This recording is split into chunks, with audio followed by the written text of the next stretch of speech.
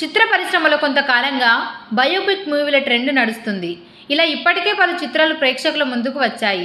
ఇక మాజీ ముఖ్యమంత్రి వైఎస్ రాజశేఖర్ రెడ్డి జీవిత కథతో వచ్చిన యాత్ర సినిమా సంచలన విజయం సాధించింది.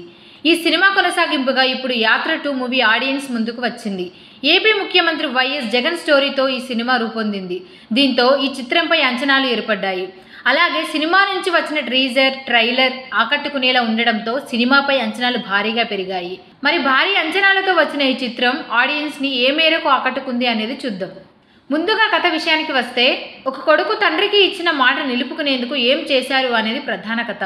వైఎస్ రాజశేఖర్ రెడ్డి మరణం తర్వాత వైఎస్ జగన్మోహన్ రెడ్డి ఎలాంటి పరిస్థితులను ఎదుర్కొన్నారు, ఏ పరిస్థితుల్లో పాదయాత్రను ప్రారంభించారు, చివర ప్రజల మద్దతును కూడగట్టుకొని ఎలా ముఖ్యమంత్రిగా ప్రమాణ స్వీకారం చేశారు అన్న అంశాలతో తెరకెక్కించిన చిత్రమే యాత్ర 2 అని చెప్పవచ్చు. ఇక సినిమా విశ్లేషణ విషయానికి వస్తే, కడప ఎంపీ అభ్యర్థిగా జగన్ని వైఎస్ ప్రజలకు పరిచయం చేయడంతో సినిమా మొదలవుతుంది. ఆ తర్వాత రెండోసారి ఎంపీగా అధికారం చేపట్టిన వైఎస్ఆర్ మరణం అనంతరం చోటు చేసుకున్న పరిణామాలని కళ్లకు కట్టినట్లు చూపించారు. ప్రతి సన్నివేశం ఎమోషనల్ గా సాగుతూ మెప్పిస్తుంది. దర్శకుడు ప్రత్యర్థులని తప్పుగా చూపించే ప్రయత్నం పెద్దగా చేయలేదు. జగన్ బలమైన లీడర్ అని చెప్పే దాని మీదే ఎక్కువ ఫోకస్ చేయడం సినిమాకి ప్లస్ అని చెప్పవచ్చు. కొన్ని కీలక సన్నివేశాలు ఫాస్ట్గా వచ్చి వెళ్ళిపోతాయి.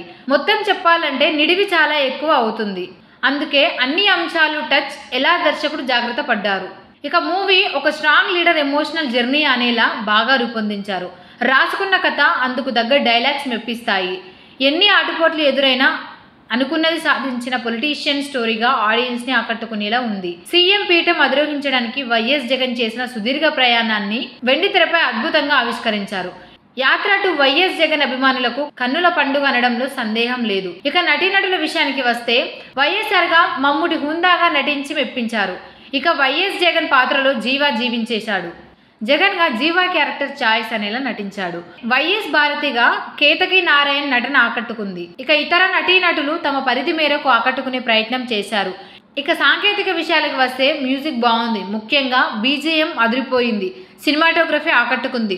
దర్శకుడు మహివి రాఘవ రాసుకున్న సన్నివేశాలు తెరకెక్కించిన విధానం వైఎస్ జగన్ అభిమానులకు గూస్ బంప్స్ కలిగించేలా ఉన్నాయి.